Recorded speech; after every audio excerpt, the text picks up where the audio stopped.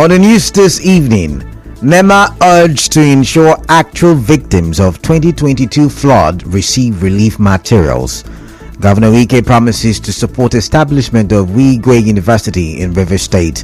Presidential Election Petition Tribunal harmonizes petitions. Lawyers react differently to tribunal's refusal to allow live coverage of proceedings. Naming of second Niger bridge after President Buhari stirs comments on the foreign scene. UK bans families of foreign students from entering country. I am Kala Dakuru Batabo. Peace is the path to the prosperity of a nation. Let peace reign. Good evening.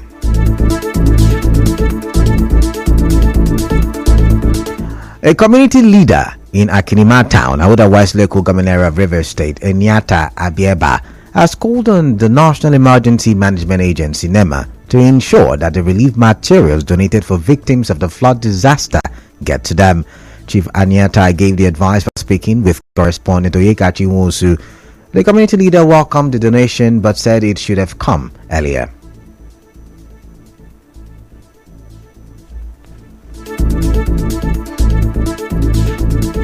I could describe it as a welcome development, but the materials came almost too late, so to speak, because I know that a lot of people must have died. There were a lot of deaths recorded that were too many to be called normal, and we are sure that most of those deaths were caused as a result of the anxiety, diseases, and other factors that related against the victims of the 2022 flood. But all the same, there are people that are still alive. All the same, I want to advise that NEMA should ensure that the materials get to the hands of those that were really affected.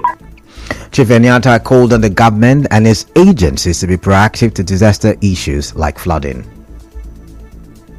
That they should rather be proactive than to be reactive in checkmating the challenges of the flood. Because already NEMA had warned us that this 2023 flood would as well be a very disastrous one.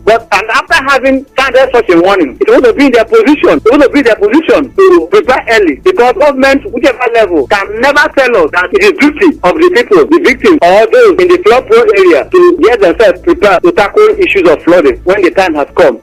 Recall that yesterday, NEMA took delivery of relief materials donated by the Ministry of Niger Delta Affairs for distribution to victims of the 2022 flood disaster. The flood disaster occurred between September and November last year.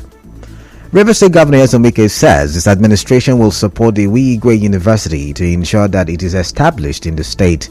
Governor Wike said this while laying the foundation stone for the Wigwe University in Ikwere local government area today. He said the Rivers State government will not hesitate to extend the same partnership it has with Pamo University to the Wigwe University. The state government will not hesitate to partner with you on this university. It's very good that you have done well with something.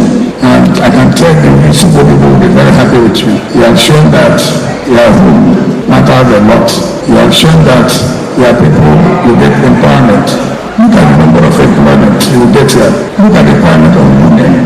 I mean, it's uncountable because of the university. Good development is better than education. You look at the development. Nobody can quantify it. It's unquantifiable what you've done. Governor Nyesom Wike promised to extend its scholarship scheme to Rivers State students studying medicine, pharmacy, and allied courses at the Wigwe University.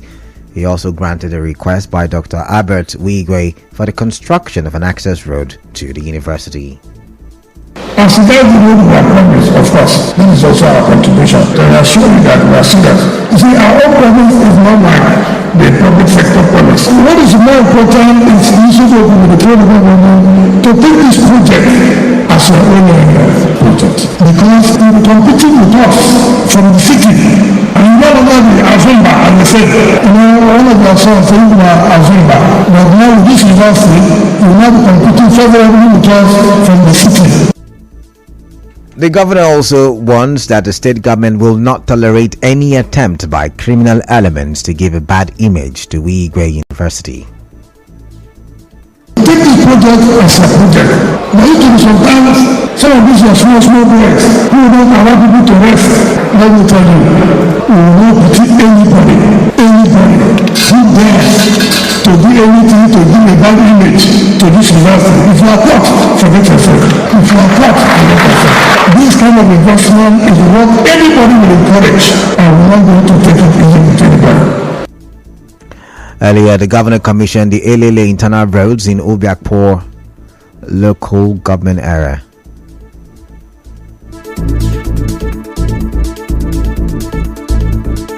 Speaking during the commissioning, Governor Wike said the road is a fulfillment of his promise to the people of Elele. We are here, like the contractor said, at the Commission of Works 5.5 months ago to flag off the construction of phase 2 of Elele internal roads. And I did promise you that before I leave office, that this roads must be completed and commissioned by us. Today is 23rd of May, 2023. With the glory of God, we are here to fulfill that promise we have made.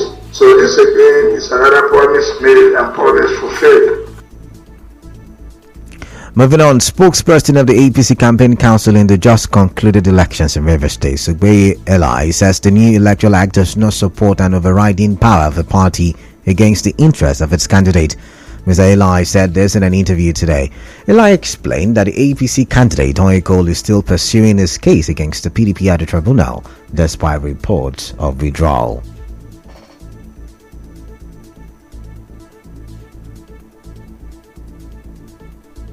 Electoral act places a bit off on the party to have overriding powers. But in tribunal proper, the law provides for safety and protection of the candidates against the whim and caprices of the party. Where the party shows disinterest to pursue a petition, the candidate that is committed to this case will continue. The withdrawal of the party does not in any way vitiate or condemn the petition itself to death. Concerning what happened yesterday, Oyeko is still in different tribunal as well as other candidates who filed their various petitions at different levels, Senate, House of Representatives, and State of Assembly to challenge results declared by INEC in Rivers State.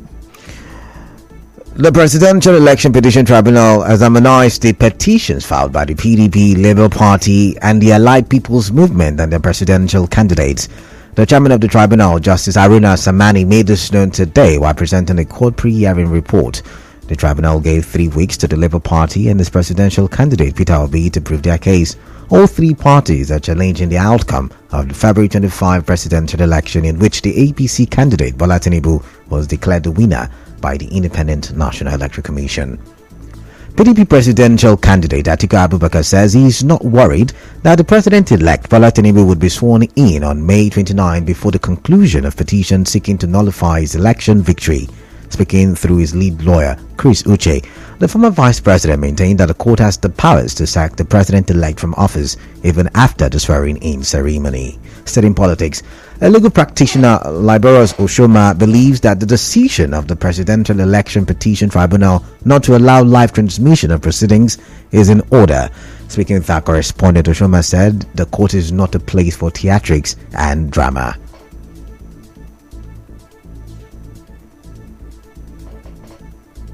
Our court of law are not established for theatrics. At the end of the day, even when lawyers know that they have no fact, they play to the gallery because they know that everybody is watching. And at the end of the day, the layman will say, oh, that lawyer talked brilliantly. He talked brilliantly because he appealed to gallery. Every lawyer knows that if you have a good case, there are ways of proving a good case in court.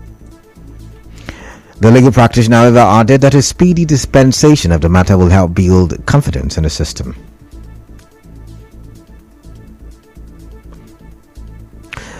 I beg your pardon, but the former chairman of the Port Harcourt branch of Nigeria Bar Association, Dennis Okwakpam, said live transmission of the proceedings would have helped instill confidence in the process. Mr. Okwakpam, however, argued that the tribunal decision was constitutional and not to avoid any kind of drama. Transmission and all that is fine. If we all participate in the process and see it happen, it's definitely be one of the ways to instill confidence in the process. It's not about showmanship and all of that.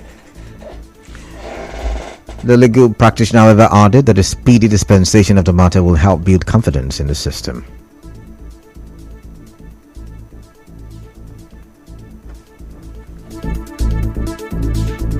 Let them just dissolve them or let them go. We don't need them. We are okay. We don't need them again. I no go like make them resume because some of them they no get sympathy. They turn the work like just like criminal work. Sometimes they go six market, they no go return them again. They go sell them on their own. They go beat person, bring blood. Apologies for the mix-up in the soundbite. Moving on. As you may know, the Presidential Election Tribunal yesterday declined to grant the prayers of the PDP and the Labour Party to allow live transmission of its proceedings. Oyo State Governor Seyi Makinde terminated the appointments of all political office holders and dissolved the State Executive Council. This is contained in a letter signed by the Chairman, Transition and Inauguration Committee, Mr. Segun Ogunwuyi. Governor Makinde directed all the affected appointees to hand over government properties in their custody to the most senior civil servants in their respective ministries, departments, and agencies. The senators confirmed Bernard Okumagba from Delta State as a board member of the NDDC. Also confirmed are Patrick Isoweren from Edo State and Kirian Uchegbu from Imo State. The confirmation was sequel to the presentation and consideration of the report by the acting chairman, Senate Committee on Niger Delta Affairs, Senator Bulus Amos. The Senate also confirmed the nomination of Abike Dabiri-Arewa for reappointment as the chairman and chief executive officer of Nigerians in Diaspora Commission for his second term. Still ahead, naming of second Niger bridge after President Buhari stirs comments. Stay tuned as we go for a quick break.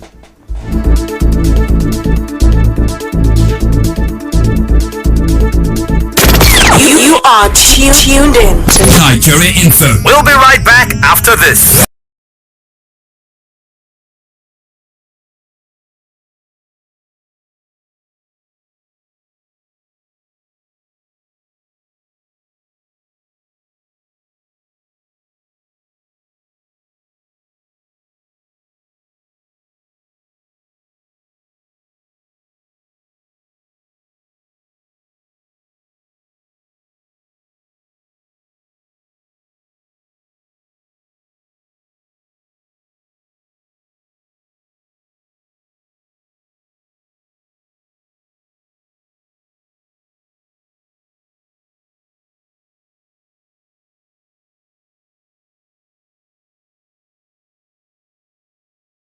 Staying tuned, welcome back, and now to the rest of the news. President Muhammadu Buhari has commissioned the second Niger bridge. In his opening speech, the Minister of Works and Housing, Babatunde Fashola, who joined virtually, said the bridge is one of the 7 legacy projects of Buhari's administration in the last 8 years. He said following consultations with cabinet members and the governors of the Southeast, it was agreed that the second Niger bridge be named the Muhammadu Buhari Second Niger Bridge.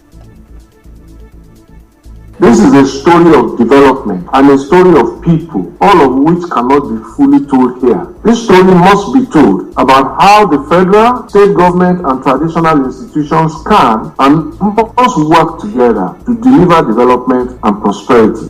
And because my colleagues in cabinet and the governors of the Southeast who have spoken to me have decided that the second Niger bridge must have a name, in consultation with them, we have decided that we will also declare open the Muhammadu Buhari Second Niger Bridge, linking Anambra and Delta. President Buhari, in his virtual address while dedicating and handing over the projects, acknowledged the concerns about the country's rising debts. We do not act on infrastructure by accident. It has been a deliberate choice for our government to fight poverty, to create economic growth and employment, and to open the path of prosperity for our people. I am not oblivious to the concerns and debates about our stock of public debt. Those concerns are legitimate. Many of the debts are tied to projects and are transparent and verifiable. Next is the second Niger Bridge, which has been long in the making and is certainly now a reality. The 11.5 kilometer bridge in Onitsha across the River Niger connects Asaba with Ogbaru in Anambra State and beyond. The construction began in 2016 with the Presidential Infrastructure Development Fund (PIDF). Meanwhile, the Abia State Commissioner for Documentation and Strategic Communication, Ugochukwu Emezue, has expressed reservation about the decision of the government to name the second Niger bridge after President Muhammadu Buhari. Speaking with correspondent Onyekachi Wonsu, Mr. Emezue said another administration should have been allowed to name the bridge. Naming the bridge after Buhari, personally, I don't really think it's something that is sitting down well with me as a person.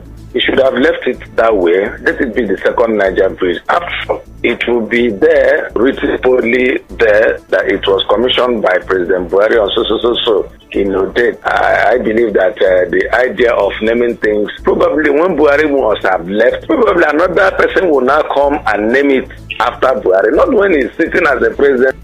Mr. Mezwa, who commended the president for completing and commissioning the bridge, however, kicked against the plan to toll the bridge. I think it's a no, because you can't give us something with the right hand and collecting it with the left hand. So that's, for me, the other aspect of it that I don't like. But generally, we must say that the president has done well in commissioning that project on a record time. The second Niger bridge is 1.6 kilometer long and furnished with other ancillary infrastructure, including a 10.3 kilometer highway. In business, discussions are ongoing between the organized private sector and the incoming administration in Rivers State on how to make the state an investor haven. Second Deputy President, Port Harcourt Chamber of Commerce, Industry, Mines and Agriculture, Charles Bekay, made this known to correspondent Martha Okere while reacting to the inauguration of Dangote Refinery in Lagos State yesterday. Mr. Bekay said the incoming administration is thinking of moving industries away from the Transamadi area to Oyibo local government area, where a power plant was recently launched. This new government is thinking of moving industry away from the Transamadi axis to move them towards Oyibo, where Tony Elemelu and Co has just commissioned this new Afam power plant, so that any industry can be closer to power this state. That's what makes industry grow. So you can see that the new government is thinking on a way to improve the internal generated revenue and also to make sure they alleviate the unemployment crisis that is presently in existence in Rivers State. Mr. Bekay said the Dangote Refinery is a great achievement for the private sector, but wished it was constructed within oil-producing states. Although it's built all the way in Lagos, but it would have been much appropriate if it had been built in the closer oil manufacturing region. But as it may be, it's a good development to the nation. It's going to help to increase the GDP of this nation. So it's going to ease a lot of things for the federal government. It's also going to increase number of employable youths.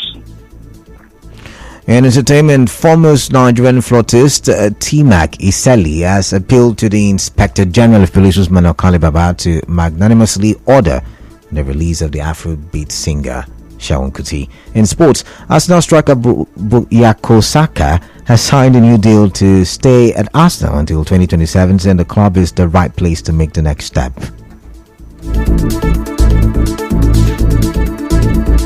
And now, we'll bring you news from around the world.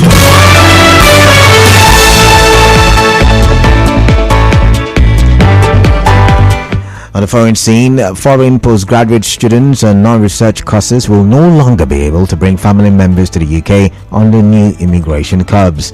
The announcement has been made 2 days before official statistics are expected to show legal migration has hit a record 700,000 this year.